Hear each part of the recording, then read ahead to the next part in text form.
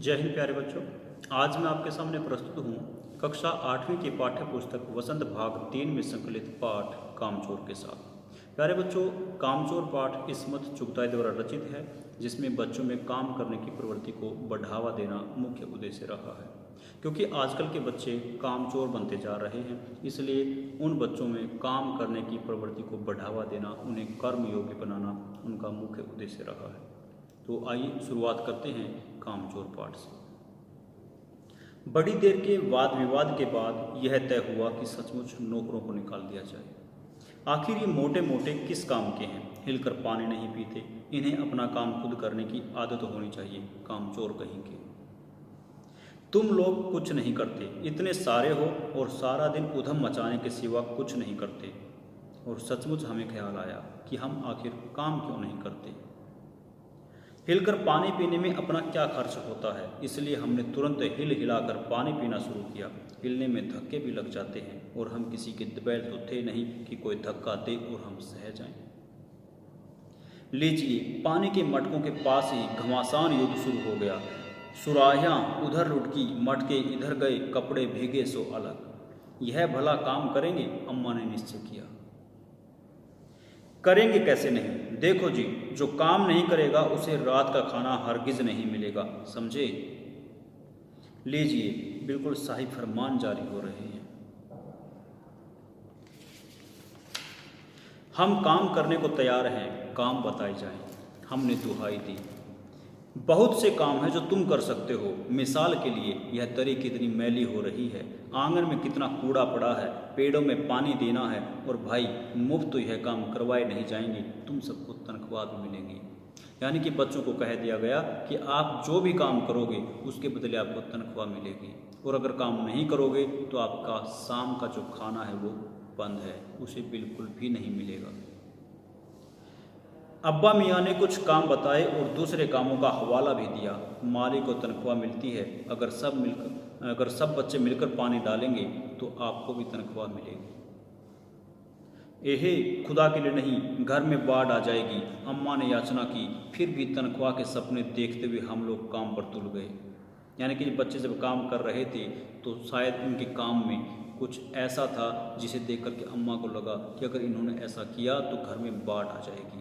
अब आप सोच सकते हैं कि बच्चों ने क्या किया होगा। एक दिन फर्शी दरी पर बहुत से बच्चे जुट गए और चारों ओर से कोने पकड़कर झटकना शुरू किया। दो चार ने लकड़ियां लेकर धुआंधार पिटाई शुरू कर दी। सारा घर धूल से अट गया। खांसते खांसते सब बेदम हो गए। सारी धूल जो दरी पर थी, जो फर्श पर थी, सबके सिरों पर जम गई, नाकों और आंखों में घुस गई। बुरा हाल हो गया सबका। हम लोगों को तुरंत आंगन में निकाला गया। वहाँ हम लोगों ने फौरन झाड़ू देने का फैसला किया। झाड़ू क्योंकि एक थी और तनख्वाह लेने वाले उम्मीदवार बहुत, इसलिए क्षण भर में झाड़ू के पुर्जे उड़ गए। जितनी सीखें जिसके हाथ पड़ी वह उनसे ही उल्टे सीधे हाथ मारने लगा। अम्मा ने सिर पीट लिया, भाई ये बुजुर्ग काम करने दें तो इंसान काम करें। जब जरा जरा सी बात पर टोकने लगे तो बस हो चुका काम। असल में झाड़ू देने से पहले जरा सा पानी छिड़क लेना चाहिए। बस यह ख्याल आते ही तुरंत दरी पर पानी छिड़का गया। एक तो वैसे ही धूल से अटी हुई थी, पानी पड़ते ही सारी धूल कीचड़ बन गई। अब सब आंगन से भी निकाले गए। तय हुआ कि पेड़ों को पानी दिया जाए। बस सारे घर की बाल्टियाँ, लोटे, तसले, भगोने, पतीलियाँ लूट ली गई। जिन्हें ये चीज़ें भी न मिली वे डोंगे, कटोरे और गिलास ही लेकर के भाग निकले। अब सब लोग नल पर टूट पड़े। यहाँ भी वह घमासान मची कि क्या मजाल जो एक बूंद पानी किसी के बर्तन में आ सके। ठूसम ठास, किसी बाल्टी पर पतीला, पतीले पर लोटा, भगोने और डोंगे। पहले तो धक्के चले, फिर कुहनियाँ और बाद में बर्तन।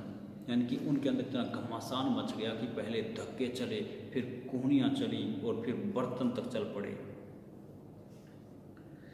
फौरन बड़े भाइयों, बहनों, मामों और दमदार मौसियों, फूफियों की कुमक भेजी गई। फौज मैदान में हथियार फेंककर पीठ दिखा गई। इस धींगा मुश्ती में कुछ बच्चे कीचड़ में लथपथ हो गए, जिन्हें नहलाकर कपड़े बदलवाने के लिए नौकरों की वर्तमान संख्या काफ़ी नहीं थी। यानी कि जितने नौकर वहाँ थे वो भी कम पड़ गए थे। पास के बंगलों से नौकर आए और 4 आना प्रति बच्चा के हिसाब से नहलवाए गए। हम लोग कायल हो गए कि सचमुच यह सफाई का काम अपने बस की बात नहीं और न पेड़ों की देखभाल हमसे हो सकती है। कम से कम मुर्गियां ही बंद कर दें। बस शाम ही से जो बांस छड़ी हाथ पड़ी लेकर मुर्गियां हाँकने लगे, चल दड़बे दड़बे। पर साहब, मुर्गियों को भी किसी ने हमारे विरुद्ध भड़का रखा था। ऊठ पटांग इधर उधर कूदने लगी। 2 मुर्गियां खीर के प्यालों से, जिन पर आया चांदी के वर्क लगा रही थी, दौड़ती फड़फड़ाती हुई निकल गई। तूफान गुजरने के बाद पता चला कि प्याले खाली हैं और सारी खीर दीदी के कामदानी के दुपट्टे और ताजे धुले सिर पर लगी हुई है। एक बड़ा सा मुर्गा अम्मा के खुले हुए पानदान में कूद पड़ा और कत्थे चूने में थड़े हुए पंजे लेकर नानी अम्मा की सफ़ेद दूध जैसी चादर पर छापे मारते हुए निकल भागा। एक मुर्गी दाल की पतीली में छपाक मारकर भागी और सीधी जाकर मोरी में इस तेजी से फिसली कि सारी कीचड़ मौसी जी के मुंह पर आ पड़ी, जो बैठी अपना मुंह धो रही थी। इधर सारी मुर्गियां बेनकेल का ऊंट बनी चारों तरफ दौड़ रही थी, एक भी दड़बे में जाने को राजी न थी। इधर किसी को सूझी कि भेड़ें आई हुई है, लगे हाथों उन्हें भी दाना खिला दिया जाए। दिन भर की भूखी भेड़ें दाने का सूप लेकर जो सब की सब झपटी तो भाग कर जाना कठिन हो गया। लष्टम पष्टम तख्तों पर चढ़ गई, पर भेड़ चाल मशहूर है, यानी कि आपने भेड़ चाल के बारे में तो सुन ही रखा है।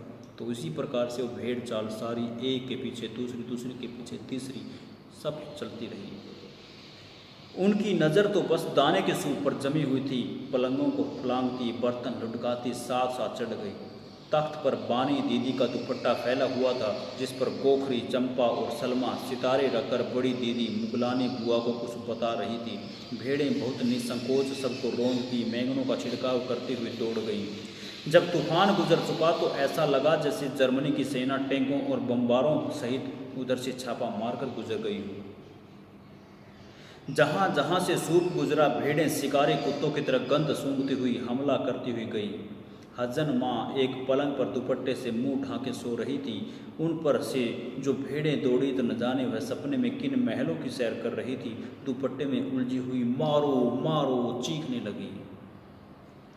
इतने में भेड़ें सूप को भूलकर तरकारी वाले की टोकरी पर टूट पड़ी।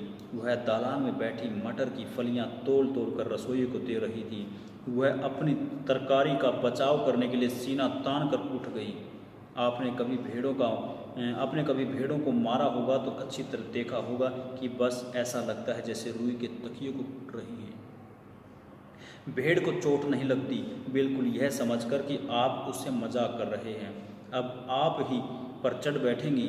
जरा सी देर में भेड़ों ने तरकारी छिलकों समेत अपने पेट की कड़ाही में झोंक ली।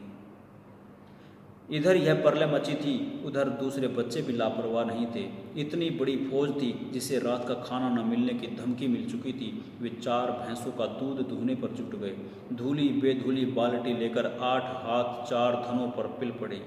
भैंस एकदम जैसे चारों पैर जोड़कर उठी और बाल्टी को लात मारकर दूर जा खड़ी हुई। तय हुआ कि भैंस की अगाड़ी पिछाड़ी बांध दी जाए और फिर काबू में लाकर दूध दूह लिया जाए। बस झूले की रस्सी उतारकर भैंस के पांव बांध दिए गए। पिछले 2 पैर चाचा जी की चारपाई के पायों से बांध दिए। अगले 2 पैरों को बांधने की कोशिश जारी थी कि भैंस चौकन्नी हो गई। जो छूट कर भागी तो पहले चाचा जी समझे कि शायद कुछ सपना देख रहे हैं। फिर जब चारपाई पानी के डरम से टकराई और पानी छलक कर गिरा तो समझे कि आंधी तूफान में फंसे हैं, साथ में भूचाल भी आया है। फिर जल्दी ही उन्हें असली बात का पता चल गया और वह पलंग की दोनों पटियां पकड़े बच्चों को छोड़ देने वालों को पूरा भला सुनाने लगे। यहाँ बड़ा मजा आ रहा था। भैंस भागी जा रही थी और पीछे पीछे चारपाई और उस पर बैठे थे चाचा जी। ओहो, एक भूल हो गई, यानी बछड़ा तो खोला ही नहीं, इसलिए तत्काल बछड़ा भी खोल दिया गया। तीर निशाने पर बैठा और बछड़े की ममता में व्याकुल होकर भैंस ने अपने खुरों को ब्रेक लगा दिए। बछड़ा तत्काल जुट गया। दूध दूहने वाले गिलास कटोरे लेकर लपके, क्योंकि बाल्टी तो छपाक से गोबर में जा गिरी थी। बछड़ा फिर बागी हो गया। कुछ दूध जमीन पर और कपड़ों पर गिरा। 2-4 धारें गिलास कटोरों पर भी पड़ गई। बाकी बछड़ा पी गया। यह सब कुछ मिनट के 3/4 में हो गया। घर में तूफान उठ खड़ा हुआ। ऐसे लगता था जैसे सारे घर में मुर्गियां, भेड़े, टूटे हुए तसले, बाल्टियां, लोटे, कटोरे और बच्चे थे। बच्चे बाहर किए गए, मुर्गियां बाग में हंकाई गई, मातम सा मनाती तरकारी वाली के आंसू पोंछे गए और अम्मा आगरा जाने के लिए सामान बांधने लगी।